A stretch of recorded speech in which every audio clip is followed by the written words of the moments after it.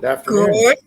Good afternoon, Kevin. Oh my gosh, we still got sunshine, I think, for 2 more days. What do you think in North Vancouver? What's it like there? It is. It's really wonderful today. Though I did happen to look forward on the weather forecast, and yeah, fall has come to Vancouver, or will be by Friday. And it's going to stay around, and we really need it. Many of you are aware, I live out in the valley, probably about 80 kilometers away from where the ethical showroom is.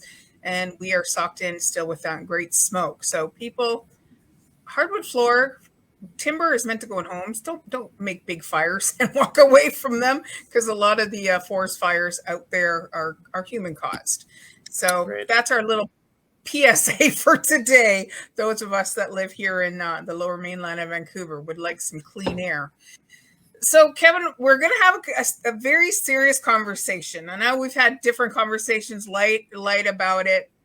I'm hearing more, and my internet's being a little wacky, so those with that just kind of a little strange. I'm hearing more and more and more contractors, plumbers, let's just say the industry that builds our homes, builds our sky rises, builds are having a tough time with trades.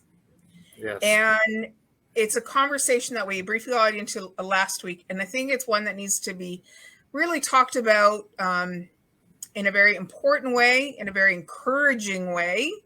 You're on the side of the tools. I'd love to know the ups, the downs, and the sideways about being in the trade. So dial it back to when you got into it, because it was a different time back then to what it is now. And how can we get more people to get into the trades?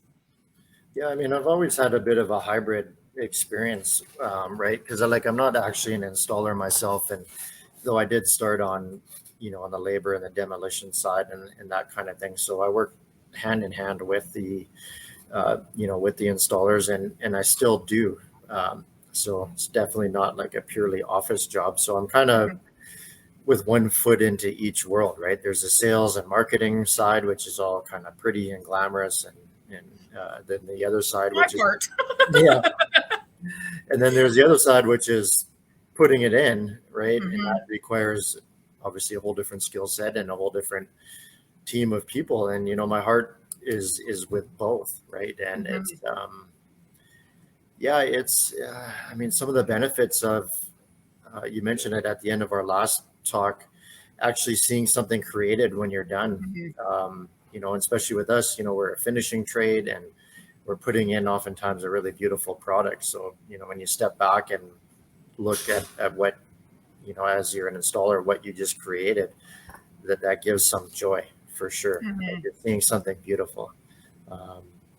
And you're also, there's always challenges as well too. It's not just putting the same screw in the same hole maybe 800 times in an hour, and the same thing over 8 years, or it's every home you walk into is a different canvas, so to speak. If you use an artistic metaphor, and you're creating something unique for that space. So I think if you like to be creative, if you like to have variety in what you're doing, and if you like to see something tangible as a result of what you're doing, I think it's a great trade. And you can make a very good living at it. Some pretty incredible, yearly paychecks over the years. And flooring, I was telling to my massage therapist the other day, I said, flooring, you can make really good money at it, but nobody really knows about it, because it's not a red seal trade. It's not something typically that's taught in school. So we kind of fly under the radar. And, as an industry, we're desperate for new people to join the trade, but it's just not, most people don't grow up, as I say, most people don't grow up saying they want to be a flooring installer, and most people don't grow up saying they want to sell flooring, right? So it's something that we kind of fall into by happenstance. I'd love to just dial it back to something that you said about red seal. It's not a red seal profession. Here's maybe the $64,000 question. Do you feel that if it was like, if somebody knew that at the end of X amount of time, years, schooling, much like a welder, much like an electrician, a chef, like those professions that come with that seal, that it would be taken seriously as a profession, like that honest profession. I know even carpentry, you can get your red seal in carpentry. Absolutely. Yeah. That it would be seen as a profession. It's much like customer service. Way back when I was going to culinary school and I got my little part-time job in retail, and I chose to work with customers. Like, and you don't get your red seal that you've chosen that profession to work with customers. And I think I often thought that my friends looked at me and said, "Oh, you could only get a job in retail." Right. And it's like, well, no, that's what I wanted to do. That's my jam. So what's your thoughts about like a red seal program to going forward? Because if we look to the past, it's not going to work. So going forward, what's your thoughts? That's a super complicated question, because Okay. there's always unintended consequences, right? And, on the face of it, it sounds like a great idea, and I would love it for all of the reasons that you just said, to give legitimacy to the trade, for us as an employer, to have somebody come to us and say they're Red Seal certified. That allows us that they have at least a basic level of competence and maybe a high level of competence in the trade. They could potentially command more money, which we would like to see, to be honest. I want everybody that works for us, no matter what part of the company, I want them to make a living that they can afford to live in Vancouver. So these are all positive things. The negative side is that we're already facing, a shortage or a crisis almost in installers in terms of the number of good quality installers. And obviously the concern in the industry would be that if there was a certification program required in order to call yourself an installer or to be an installer, that number that's available would, diminish drastically, to the point that perhaps the industry even itself would collapse. So there's going to have to be, if we did go that route, and I haven't heard any rumblings of it, to be honest, as of yet, but it would have to be a slow transition, obviously, where it's voluntary and there is schooling available. And then if you were a subcontractor and you decided to get certified, and it does exist to a certain degree in the industry, but it's not prevalent, right? It's not like a carpenter where you're expected to be Red Seal certified, right? So if people chose to do it and the programs were readily available, then now they could potentially go out into the market and command higher wages because of their training, which they deserve, right? So I don't know. It's a really sticky situation, but where we are now, where the current, new generation of people coming up, they're not trained really in any serious manner. There's no real educational component to it. And maybe the person that they learn the trade from, it's very much just an apprentice type program, right? You learn from somebody, within a certain period of time, you go out and become a subcontractor as a flooring installer. And sometimes that learning is 3 months and sometimes it's 10 years, right? And everything in between. And it also depends, obviously, on the person that you learn from. Did they know what they were doing? Right. In many cases, the answer is no. So, we've developed internal policies and made hiring changes internally at Ethical Flooring, because it's just really is hard to know when someone comes to you and says, "Hey, I'm an installer." Okay, great. You've called yourself that. There's nothing that certifies that, or it's just a label you've applied to yourself. What does that mean, right? So we've developed systems in place internally to make sure that before anyone goes on a job site, that they're up to Ethical Flooring standards. So I see that they say they're an installer. They say you were just outside having your coffee and they were around the corner and they were reading the installation pamphlet that comes with hardwood floors, and they memorized it, and they came into the store and they said, I'm an installer, and you just saw them kind of reading the book versus it sounds like a joke, but it's actually probably true enough. It really, really is. So like I said, I've seen it all, and we've made, like I said, we've made major investments in terms of our staffing levels here to avoid that. But it is the truth of the industry. It's just kind of the Wild West out there. And I'm sure it's true of many trades.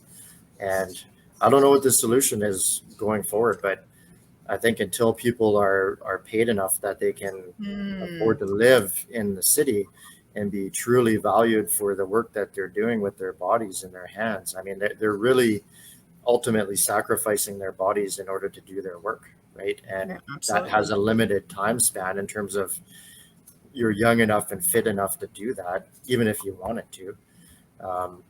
And there's just not an appreciation culturally within North America for what people do to work in the trades and to sacrifice their bodies for the work. And that's I think ultimately, if you want to go to the 10,000 foot level, that's kind of the issue.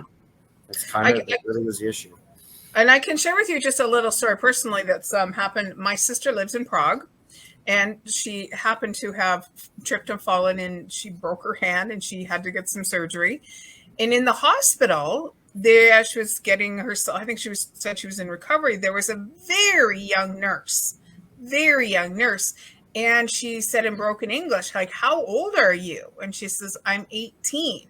Over in Prague, you have to declare what your profession's going to be at 14. Yes. So it's like you're going to be a nurse, you're going to be a carpenter, you're going to be an electrician. And by the time you come out of high school, this girl was just coming out of high school and she still had, I guess it's the entry level, an LPN nurse. I'm not sure what the different levels of nursing is. I do know the top one is the registered nurse.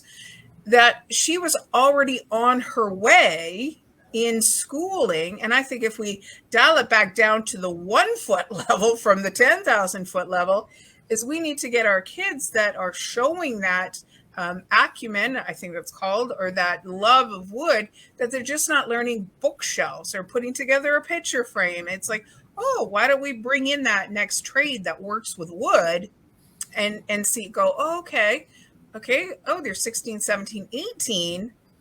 Bring the people in that are in the industry and be the mentors in the schools. What do you think of that? I couldn't agree more. I heard this growing up from my grandfather, who was from Germany, and he explained that's exactly what they do in Europe. And he ended up being a machinist for Mercedes-Benz and did well for himself over his life. And it made so much sense to me. And I looked at the education system here and I never understood it because, going through high school, everybody that I knew, they were all young men and they were all in trouble, let's say, one way or another. Not going to divulge too much of my past, but none of them were going to university. Let's say that. Okay. And all of them left high school, either graduated or not, with absolutely no skill set and no training whatsoever.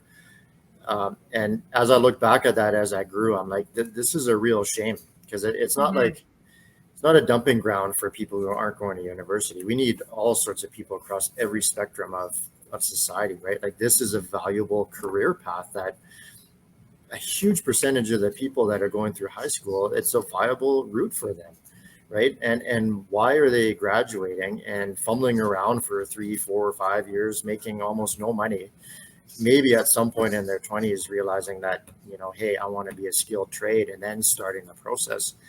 When exactly like you said, they could be graduating high school at an apprentice level, at some sort of level in an apprenticeship on their way to being a journeyman and having a good career right out of high school with high pay, right? And I don't understand the resistance to that. And I think there has been some changes in some school districts to address that, at least to add some sort of training within the high school. But I think Europe has it right, and where they're really choosing early and saying, are you more academically minded and you want to go that route, or are you more hands-on minded and you want to go that route? And there's no value judgment applied to either of those. One is better than the other. They're not. They're just different. And I think there's such an opportunity to find the tradespeople that we need by introducing it early in school. So that's my 2-cent rant for whatever. Yeah, it's probably worth less than that. It's such an important topic because as we go through this whole connection, collaboration, community idea, is again those that are out there that have the skills. but are afraid to come into the schools because, oh, they're going to say, I need to have a teacher degree. I need to do this and that. And if they can just make those connections with the teachers to come into the schools. So kids, if your dad is out there doing a trade and they're just, hey, would you ever want to come into my class? Make that connection for your teacher and go, my mom or dad will come in and they'll teach you how I do a sprinkler system or whatever that looks like, whatever the trade is we've got to be proactive as parents to tell our kids, hey, you got a whole bunch of people out here that want to serve community. And because if we don't do it, Kevin, I know how old I am. I want to see this next generation really have a sense of pride, much like you and I, when we drive around the city and go, oh, we did a floor in there and I put some carpet in there. And I remember talking to the contractor in there and they had to redo the subfloor in there. I have these stories in my 13, 14 years being in the building industry. And it's great pride. And I'm going to bring back pride because so many people say you shouldn't be proud. Pride comes before the fall.